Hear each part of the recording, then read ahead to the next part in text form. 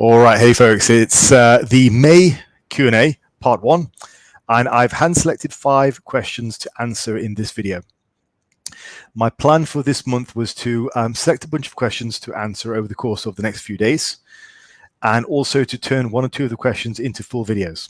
Now, if that means your question doesn't get answered, then try asking it again next month. I try to select as many which I feel will be applicable to the wider population. Now, if you really do want your question answered, I want to direct you to my Patreon, where I do a live Q&A like this, except live, every single week. And if you can't make it live, there is an opportunity to ask me a question before, so you get an answer. So it's a live weekly Q&A on Patreon, as well as a bunch of other cool benefits. So check it out if you want more help. All right, and I would appreciate it as well, showing appreciation for my work. So thank you. Okay, so let's crack on with the first question, and I'm going to pop them up on the screen so we can all have a look at what the question is. So this is from LC.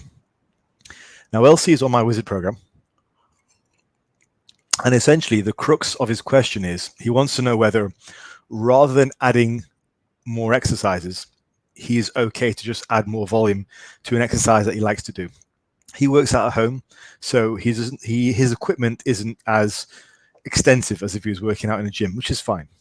Now, I think this actually points to an even bigger question, and that is adding more volume to exercises which you are suited to and you enjoy doing and which are productive for you. That's quite important. So as an example, traditionally, the bench press has always been very good for me. I've always gotten a lot from the bench press. The more I bench, particularly for sets of 10 to 12, the bigger I get. So I really enjoyed the bench press, and it did a lot for me.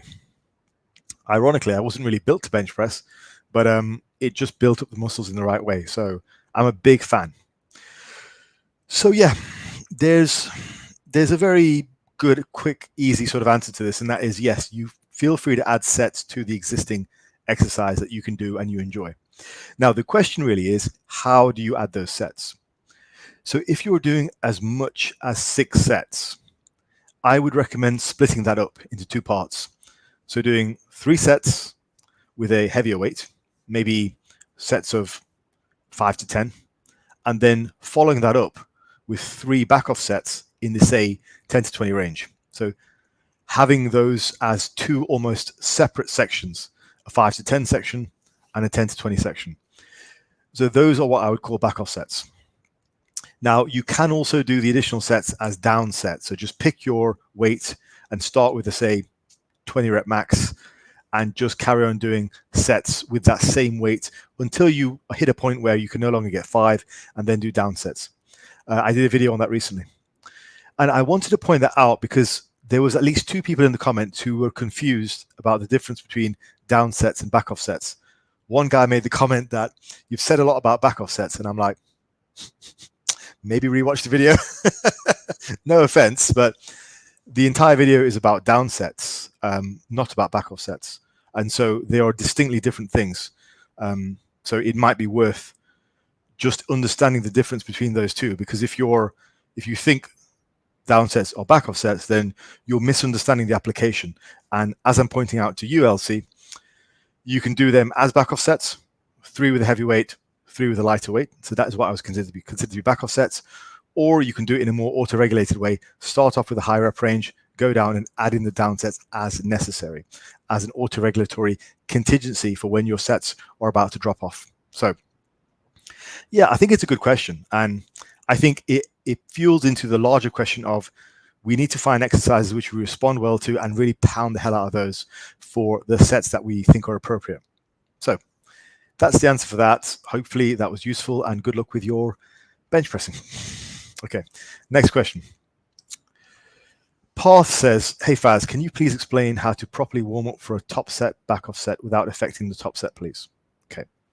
I know you made a video on this, but I'd appreciate if you could include the warm-ups. And he's right. I didn't actually say much about the warm-up during the video. I don't tend to discuss warm-ups that much. I suspect maybe it's another video that needs to be done. Now, I would say the best way to properly execute a top set, back off set is to not do a top set, back off set, but to do more volume. That's just my bias. But anyway, if you do insist on doing a top set, back off set, Here's how I'd warm up for any top set. I would start with a weight that is very, very light and get the blood into the muscle. Okay. Here's what I normally do. I normally warm up with the first set with a very light weight, and that could be as light as 30% of the weight I'm about to use, like very, very light, 20% even. I'll get some blood pumping, and as long as that set feels okay, I move up in weight. I will repeat the weight until it feels good. Usually this occurs for the first exercise of the day. So let's say I'm warming up for the hack squat. It's a common one. Hack squat, I'll do the empty machine. I'll do that for some sets, for some reps, maybe 20 reps. Now, if that set doesn't feel immediately good, I will do another set on that weight. This time, I might do just a few reps, and usually it feels better. My knees feel good, they feel smooth, everything feels good. And only when that weight feels good do I move up. So then I might put on a plate aside on the hack squat. And again, usually with the plate aside, because it's a new weight, my legs might feel a little bit icky, my knees might feel a bit creaky. Okay, so I do the set, maybe a set of 15, set of 20, and then I will put the weight down and I'll do another set with that weight. But this time it might only be 5 or 6 because I'm still working out the kinks. So as long as that feels good, usually by the second set on the same weight, my knees feel great, hips feel good. I'm like, okay, cool, I can move on. Add another plate on. Okay, so this time, same thing again. Usually, as I start to reach nearer the top weight, assuming I'm warmed up correctly, I normally don't have any pain. But that's how I do it. I double up on my warm-ups, particularly for the first exercise. Now, when it comes to second, third, fourth exercises, I'm normally pretty good to just have 1 or 2 warm-ups and go for it. But in general, that's kind of my secret. I actually double up on warm-ups. And I don't know, maybe if I'm older, maybe when I'm older, I might triple up on warm-ups. I don't know. But basically, I will take the weight again and again until it feels okay. That's the key, I think, to warming up, because I think too many people, they lift the bar, feels like crap. They go up to 1 plate, still feels like crap. They go up to 2 plates, still feels like crap. And when they get to the working set, it still feels like crap. And so they're thinking, oh, I've not warmed up correctly. I don't feel warm. It's like, well, yeah, because every set you did felt awful. But they think, well, I went through the sets. I did my 20, 40, 60, 80 kilos. But if they all feel bad, then don't go up. Only go up when the weight feels good. That's a real key thing to remember. And I mean, I don't know. I kind of think it's common sense, but I suppose some people don't know that, because you see people warming up and they're rushing through their warm-ups to get to the main set. They're trying to conserve energy. And I think it's particularly true for that style of training, the whole top set, back off set. A lot of those guys will conserve energy. So by the time they get to the top set, everything hurt. They're still not warmed up properly. They don't have a pump. They never really get pumped. They're always focused on progression. And they're just trying to eke out as many reps as possible, but they're never really warmed up. So they can never really connect with the muscles. Like, I know for me, I need to get nice and pumped up before I'm ready to approach my first working set. I take my time. But the advantage is, usually after the first exercise, I'm pretty warmed up and good to go. And again, I don't stop and rest or talk very much between sets. I just keep pounding it out for an hour. So yeah, that's my full explanation there for warm-ups, and that's how I would do things. Now, I'm not going to be able to dumb it down for you to say do 3 warm-ups. So if you're looking for generic advice like that, it's supposed to be more individual than that. Okay, I think it's a bit silly when people say do 3 sets of 10 to warm up. As you can tell, it's more individual, particularly because some exercises you'll need more warm up. If it's the first exercise of the day, if it's a bigger exercise, if it's a body part which you feel a bit unsecure about, like knees, for example. So, but the key thing is you have to auto-regulate the warm-ups. So if the weight isn't feeling great, yeah, if your knees ache, if your elbows ache, if your shoulder doesn't feel good, take the weight again. Only take your main set once everything feels good. By the time you get to your final warm-up, everything should feel amazing. If it doesn't, go back and warm up again. Okay. All right, Parth, hopefully that was useful and informative. All right, Rook says, Rook is basically asking about what the best way is to diet off the last 2 or 3 kilos. Now, he did get a reply from Ollie who said calorie deficit, and yeah, obviously, it is. You're right. But one thing you said to me, which kind of was a bit of a spoke in the wheel, you said, I've got 3 weeks to vacation and I want to have abs visible. I mean, my answer for the last 2 or 3 kilos is to do it slowly. That's the answer. So you've kind of asked for something which is going to be opposite the answer. I always say, if you've only got a few kilos left to lose, do it slowly. You can go fast at the beginning. You don't go fast at the end. You go fast at the beginning. I mean, I don't really know how lean you want to get. You said, I've got 2 or 3 kilos. I want to have abs visible on the beach. Now, if you don't have visible abs right now, you're not going to be shredded in 3 kilos. Like, you get abs first, and then you get shredded afterwards. That's very, maybe your definition of shredded is not what the common definition, like shredded for me would be 8% body fat, on stage body fat, basically. 15% is where you start to see your abs. So if you can't even see your abs, you're not anything close to being shredded. You're probably 18 to 20%. But that's not what you're asking. You're asking, how would I get rid of 2 or 3 kilos? If you truly are 18 to 20%, you can probably go quite fast. If this is really the last 2 or 3 kilos before you're shredded, then I think you need to take it a lot slower. I imagine, though, from the way you're asking the question, you probably are more like 18, 20%, and you probably can't see your abs at all.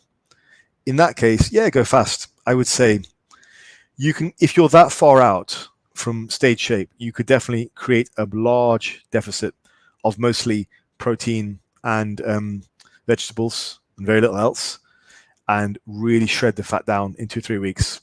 If you're that far out, it's okay to do that. You're not going to lose muscle with that approach. So make sure you keep your training heavy. Keep it fairly low volume. And by heavy, I mean heavy for the right rep range. Okay, heavy for that rep range, an appropriate rep range. Keep cardio, whatever you can stand. I mean, more cardio, the better to a certain extent. I'm talking about if it's 2 or 3 weeks, okay?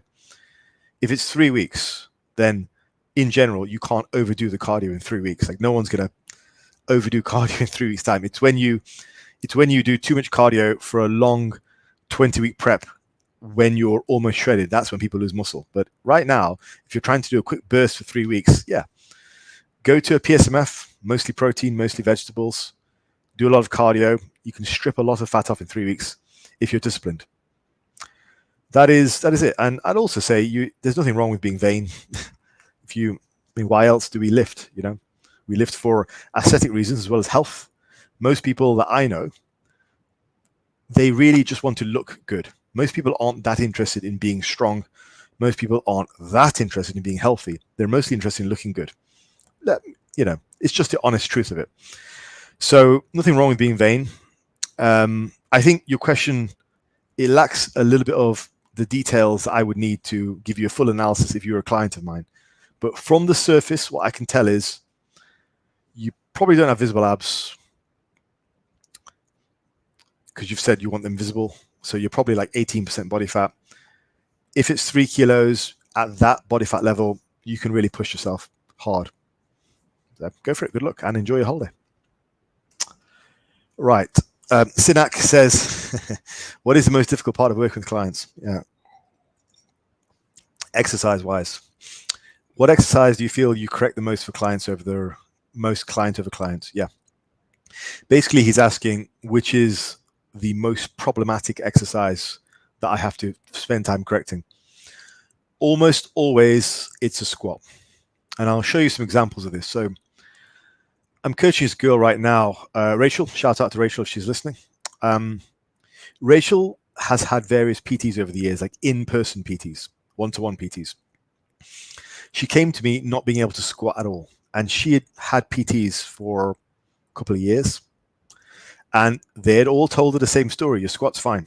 Just keep squatting, keep adding weight to the bar. She was squatting. She's a petite little blonde. And she was squatting up to like a 90 to 100 kilos, way above her body weight. But the squats were just quarter squats. So the PTs were all telling her, yeah, you're doing great. She was doing the exercises all wrong. And as a result of that, she was getting knee pain, back pain. She wasn't getting the development she desired, but the PTs were like, yeah, you're doing great. And they kept taking the money. Basically, while she hasn't got an ego, they were stroking her ego and they were just saying to her, you're doing great, and just taking the money. Now, let's do some quick maths. Okay. So let's say she was paying £30 per session, so per week for a PT. And she did that for a couple of years. 30 quid per week, a couple of years is roughly 100 weeks. So 3 grand, £3,000 spent. And pretty much wasted. That's what I'm up against. I'm up against 2 years of misinformation, poor training practices, which I managed to fix in about 3 or 4 weeks with her. She's now up to the point where she's squatting exactly what she was previously, except she's going all the way down, and she can actually see development because of that. Her glutes, legs are all better developed now, and she can understand the difference. That's what I'm up against mostly. It's never clients per se. Clients are usually enthusiastic, willing to learn. They're monetarily involved, of course, so that helps. But in general, it's never the clients. What I'm really battling against is the mountain of misinformation out there. In the case of most women who come to me with these issues, they've usually been told the wrong thing by usually male PTs who just keep taking the money every month unscrupulously and offering just a pat on the back and a well done and no real results, of which they're so easily fixable if you actually spend some time with these people. As I say, fixed her squat in probably 3 or 4 weeks, I think it was, and she's prospering now with less knee pain, less back pain, and just stronger overall. So yeah, that's the main thing. I think with guys, there's less of the misinformation and it's more ego. If I can broadly generalize, with guys, I think it's more ego. Yeah, a lot of guys won't want to accept that they are actually just 1 or 2 plate squatters when they've been used to having 3 or 4 plates on the bar. They find it hard to accept. So they come to me, they're squatting 3 or 4 plates. They're not going anywhere near the depth. Their legs don't reflect the development of somebody who supposedly squats 3 or 4 plates. You tell them to get deeper, tell them to get deeper still, and in the end they end up with a plate aside squat, maybe 1.5 plates, which is fine because they can build up usually quite quickly. But it's that initial shock because it's the realization, I've just spent all this time wasting my time a lot of the time. So no matter how open-minded you are, that's quite a large realization. And I just hope that my clients understand it puts me in a difficult position too. If the client isn't open-minded, it puts me in a very difficult position to communicate this because I'm not a scumbag piece of shit. I have to tell the client this is not the right way to do things for you and your long-term progress. So my morals don't allow me to just carry on like the train of PTs and fitness influencers who've told this guy or girl, yeah, you're doing great, carry on doing your half squats, go up to 6 plates aside and wreck your back forever. Because I actually have some morals, I have to be the one to stop that train and go, hey, no, we need to actually do this right. But hopefully my clients understand I'm doing it for their benefit. But yeah, it's definitely the squat. And as I say, it's never usually the client. I'm up against years sometimes of misinformation from other sources. But yeah, it's almost certainly the squat. But, once a lot of those mental barriers are down, it's actually very easy to coach. It's not hard. There are things we can do, box squats, all that kind of stuff. I think the deadlift is potentially also another one. But ironically, with the deadlift, you kind of do the reverse. If somebody doesn't have a very good position off the floor with the deadlift, you raise the bar. So you actually purposely do a partial range of motion because that strengthens the back in that range. And then you slowly put the weight, you slowly increase the range and they're able to maintain a better back position when the range is longer. So For the deadlift, it's ironically a reverse situation. You can have somebody doing partial deadlifts, but just ensure the back position is correct, and you drill their back with that good range of motion, because it's easier to hold the back position from a partial range than it is to hold the back position from a longer range, particularly when you've got big guys, and bending over in that position can be quite difficult. It's easier to get them to replicate a good back position from a slightly elevated bar. So you'll often see that's what I do with people if I'm drilling their back form. I'll often have them doing trap bar deadlifts with higher handles, partial deadlifts from the rack, and then over time, when we get strong enough on that, then we'll move the bar down, and they're better able to replicate the position because they've been drilling that back position for so long. So yeah, squats and deadlifts are the big ones. Aside from that, yeah, I mean, the bench occasionally. Yeah, I'm trying to think. Occasionally the bench. Usually it's because the elbows go super wide, because they've been listening to the whole Vince Gironda, neck benching thing, which is just going to wreck the shoulders in the long term. Not something that most people need to be doing at all, really, if ever. So yeah, I'd say squats and deadlifts for those reasons. Okay. Next question, which I think is the last one. Okay. Ahmad Arabi says, hi Faz, about your intraset rest video, your thoughts on rest pause or myoreps for small muscle groups like arms or shoulders. So basically what Ahmad's questioning is, I did the video on intraset rest periods to say have consistent rest periods, but there is also a large body of evidence to say that actually purposely increasing rest periods within a set can be better. So it's an interesting question. Now, I think at the heart of it, we have to remember that in that intraset rest video, I did mention if you are specifically employing techniques like rest pause and myoreps, and there's a reason for it, then it's fine. Like, that's fine. They're all there for a purpose. But both, it sounds like a contradiction, but both are generally quite good. The problem is, you see, with straight sets, people are trying to add reps to the straight set by increasing rest periods. So it gets done in a very haphazard way. When it comes to rest pause, it's a very definite system. Like, it's quantified.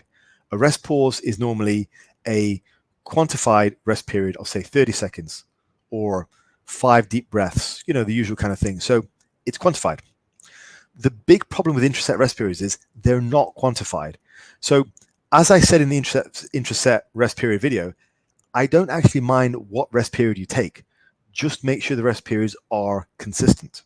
Now, my preference is to rest for a split second, steady myself, and go on. Like, I will stop, lose momentum, and go on to the rep. And that's maybe a split second to a second. That's my personal preference. And for straight sets, I feel that's generally a good standard. When it comes to rest pause, have a standard.